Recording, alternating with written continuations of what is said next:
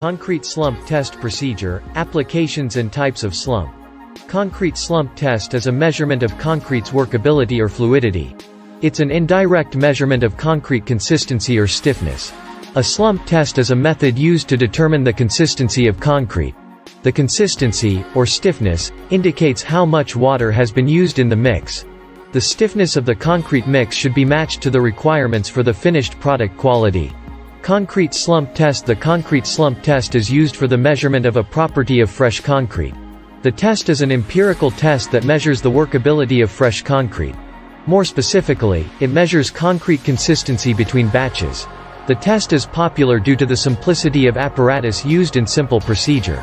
Principle of slump test. The slump test result is a measure of the behavior of a compacted inverted cone of concrete under the action of gravity.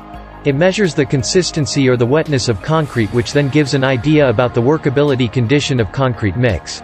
Slump test apparatus. Slump cone, scale for measurement, temping rod, steel. Procedure of concrete slump test. 1. The mold for the concrete slump test is a frustum of a cone, 300 mm 12 in of height. 2. The base is 200 mm 8 inches in diameter and it has a smaller opening at the top of 100 mm 4 in. 3. The base is placed on a smooth surface and the container is filled with concrete in 3 layers, whose workability is to be tested. 4. Each layer is temped 25 times with a standard 16 mm 5/8 in diameter steel rod, rounded at the end.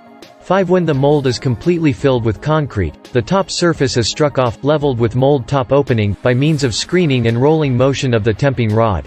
6. The mold must be firmly held against its base during the entire operation so that it could not move due to the pouring of concrete, and this can be done by means of handles or foot rests braced to the mold.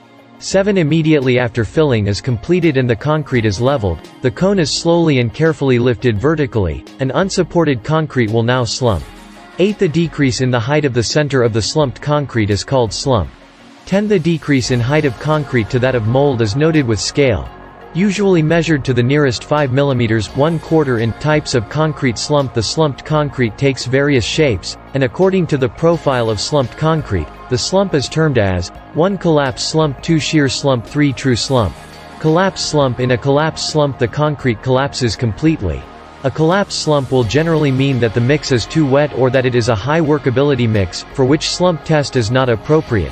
It means the water-cement ratio is too high, i.e. concrete mix is too wet, or it is a high workability mix, for which a slump test is not appropriate.